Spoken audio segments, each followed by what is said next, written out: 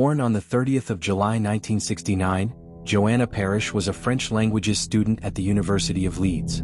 As part of her degree, she traveled to the Burgundy region of France to work as a teaching assistant at a school. To earn extra money, she posted an ad in a newspaper offering private English lessons. Her roommate told detectives that Joanna was contacted by a man who needed English lessons for his son, and Joanna agreed to meet the mystery man outside the Banque Populaire in Auxerre at 7 p.m. on the 16th of May 1990. After going to meet the man, Joanna never returned home. At the time of her disappearance, she was only 1 week away from finishing her teaching assistant job. The next day, her body was found 3 miles away in the River Yonne. She had been assaulted, beaten, and strangled.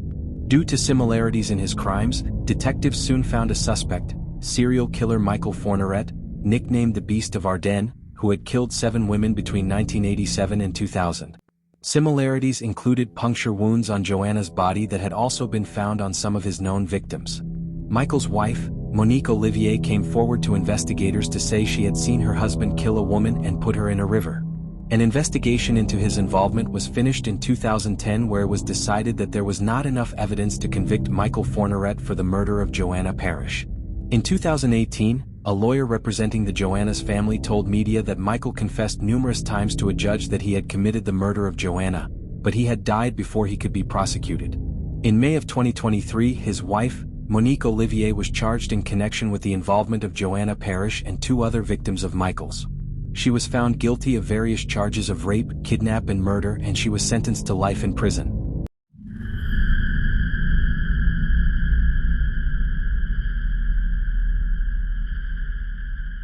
Born on the 9th of March 1950, Diana Tabri was the daughter of the former president of Colombia. She went on to become a journalist in Colombia. On the 30th of August 1990, she received a call offering her the chance to interview the leader of the National Liberation Army leader, Manuel Perez Martinez. Excited, she went to the location told to her on the phone call, but when she got there, Diana and her cameraman Richard were kidnapped and taken to Copacabana. Police found out that the man who called her to offer her the interview had been hired by notorious drug lord Pablo Escobar, their aim to trick her into coming. 5 months after being kidnapped, on the 25th of January 1991, police launched a massive rescue operation. Arriving, a shootout occurred, resulting in Diana being shot and killed. Her cameraman, Richard, was rescued uninjured.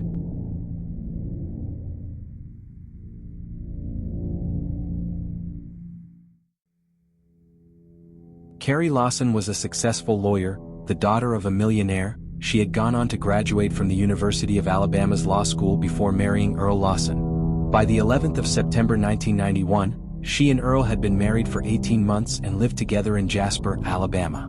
On that night, sometime after midnight, they received a phone call from a woman who said she was a nurse at Walker Regional Medical Center.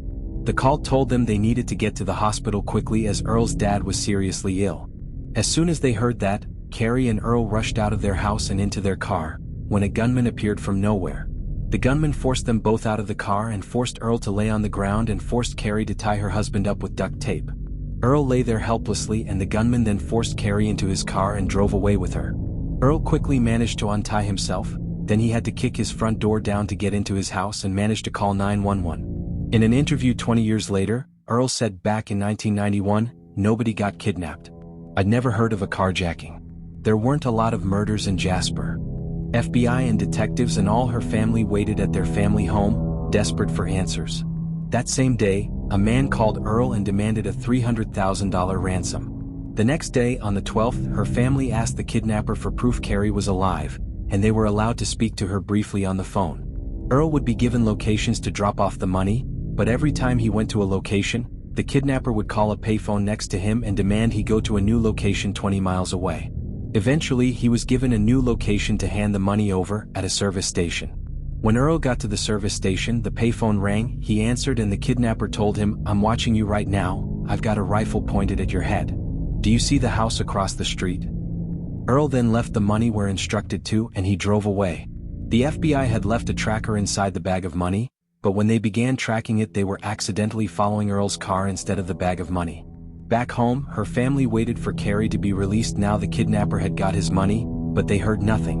In an attempt to find the kidnapper and Carrie, The FBI released the recordings of his voice to the public and he was soon identified as 49-year-old Jerry Bland.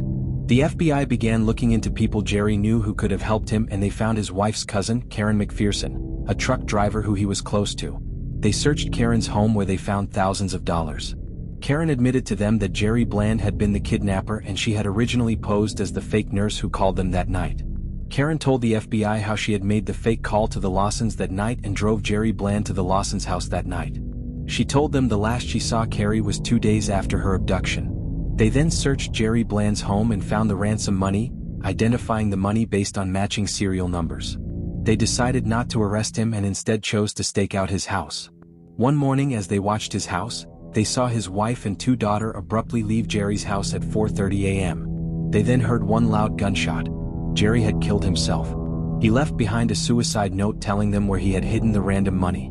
Using that note, the FBI were able to find $250,000 in his attic, but there were no clues to where Carrie was. In the years since, thousands of searches have taken place to find Carrie, so much so, they even found 5 other bodies unrelated to Carrie's disappearance. Her family put out a $100,000 reward to find Carrie. Karen McPherson pled guilty to her charges and got life in prison. Karen signed an agreement with the Lawson family that if she meets with Carrie's dad and tells him what she knows, then Carrie's family won't oppose her parole after 10 years. But when she met with Carrie's dad, they spoke for 4 hours, but everything she told the dad was lies and her lawyers later called the family to say Karen was recanting her story. Karen is still in prison and continues to be denied parole. Over the years, Carrie's dad had spent hundreds of thousands of dollars on private investigators, searches and psychics to try and find his daughter, and her family still keep out hope that one day, they will find her and have some closure.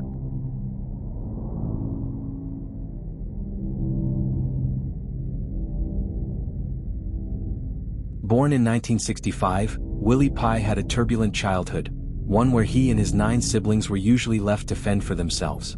By the time he was 20, he was serving 5 years in prison for burglary and was released in 1990. By 1993, he was in a constant on-again, off-again relationship with 21-year-old Alicia Yarbrough. Alicia was a loving mother, a woman who brought happiness to her family and people who knew her. Willie and Alicia were in a tumultuous relationship, which ended for the last time with Alicia deciding to move on with her life. She found a new man and gave birth to a baby, which Willie believed was his own baby, and he became enraged when the birth certificate listed the other man as the baby's father. On the 17th of November 1993, Willie and 2 other men, Anthony Freeman and Chester Adams, came up with a plan to rob the new boyfriend's house. Willie armed himself with a pistol and they went to the house, but when they arrived, only Alicia and her baby were in there. They robbed her jewelry, then chose to abduct Alicia, leaving her baby behind. They drove her to a motel and all assaulted her. Later they left the motel, began driving down an isolated road when Willie ordered her to get out and lay face down on the ground. He then killed her and drove away. Her body was found that same day and the 3 men were arrested soon after. Willie and Chester Adams originally denied any involvement, but Anthony Freeman confessed to everything right away and implicated Willie and Chester too, which was corroborated by DNA testing certain liquid found on Alicia's body, which was a match for Willie. At their trials, Anthony Freeman accepted a plea deal in exchange for sharing evidence against Willie. Anthony got life in prison and was released in 2020 after serving 24 years.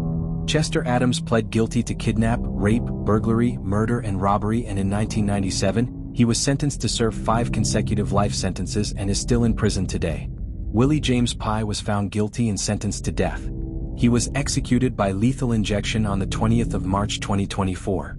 Alicia's eldest daughter has said she was finally given closure from his execution. One of Alicia's daughters and her cousin created an organization in 2021 which aims to raise awareness of domestic violence.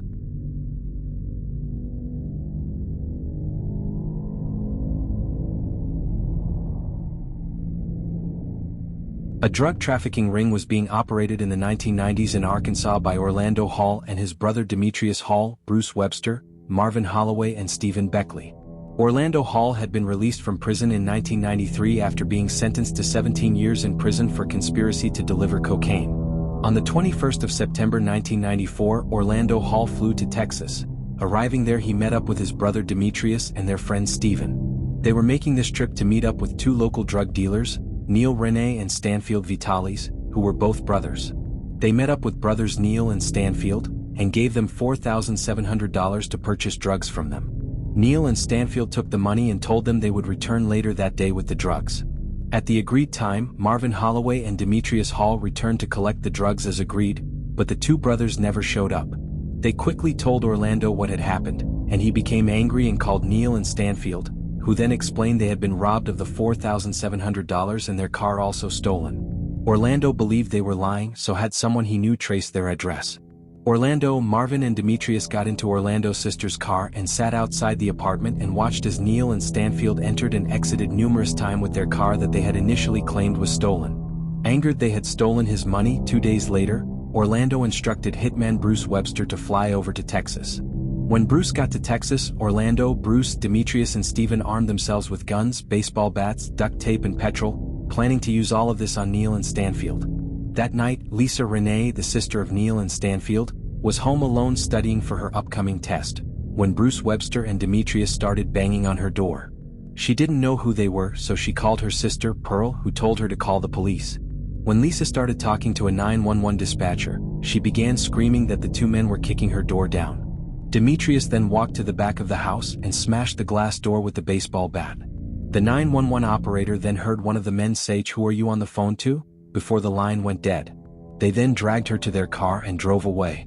Police arrived to her house minutes later, followed by Lisa's sister, Pearl, by which time, Lisa had already been taken. Police then started to ask Pearl who could have taken Lisa, and she didn't know, but mentioned how her two brothers, Neil and Stanfield, had been living with them after being kicked out of their own house for selling drugs.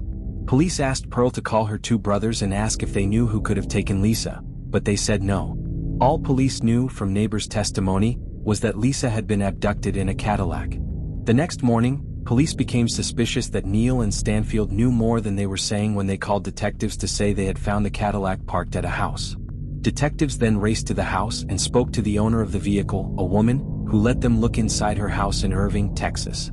They found nothing, so left. Detectives, now back to square one, returned to the two brothers and asked them to be honest with them, so they told the detectives the full story about how they had stolen that money. The detectives then got a phone call from the husband of the woman who owned the vehicle in Irving, Texas. He told them that he believes her brothers, Orlando and Demetrius, were responsible for the kidnap of Lisa because on that night Orlando and Demetrius were staying at their house, but he and his wife went out to eat that night but left their Cadillac at the house with Orlando and Demetrius, meaning they had a chance to drive his wife's car. He gave them the names of their other friends and offered police to look around their house, which police did. They went to the house, and after an extensive search, they found the baseball bat used in the abduction which had glass embedded in it, and a search of the Cadillac revealed fragments of glass. Demetrius and Stephen were immediately arrested, and while being questioned, Stephen told them how they had hired hitman Bruce Webster, and after abducting Lisa, they drove her to a motel located in Arkansas. This prompted investigators to travel to that motel to check for clues on where Lisa could be. As they were looking around the motel, Bruce suddenly arrived with his girlfriend, so they immediately arrested Bruce. The arrests of Bruce, Demetrius and Stephen was shared on the news, which is when Orlando saw they had been arrested, so he handed himself into police. All four men were then interrogated and they all explained what had happened to Lisa the days following her abduction. Immediately after kidnapping her, they all drove to Orlando's sister's house where they forced her into Stephen's car, and all four got in with her and drove off, all the while forcing themselves on her. Orlando was then dropped back off to his sister's house, so Bruce, Demetrius and Stephen went to a motel and decided to tie Lisa to a chair and continued to force themselves on her. Orlando and Marvin Holloway arrived to the motel room and took Lisa into the bathroom to speak to her for the next 20 minutes. Orlando then left the bathroom and told the others that Lisa knew too much, so they needed to get rid of her. On the 26th of September 1994, Demetrius stayed back at the motel to thoroughly clean the room down while Orlando, Bruce and Stephen drove Lisa to Bird Lake Park as they put a mask over her face. When they got out of the car, she tried to run off, but Stephen tackled her to the floor and hit her on the head with a shovel, when Orlando and Bruce then took the shovel and started hitting her on the head with the shovel until she became unconscious. She was then gagged before being put into a pre-dug pit. They then put mud on her and drove away. Stephen agreed to take the detectives to where her body was. Demetrius, Stephen and Marvin all agreed to testify against Orlando and Bruce. Marvin Holloway received 15 years in prison and he was released in 2008.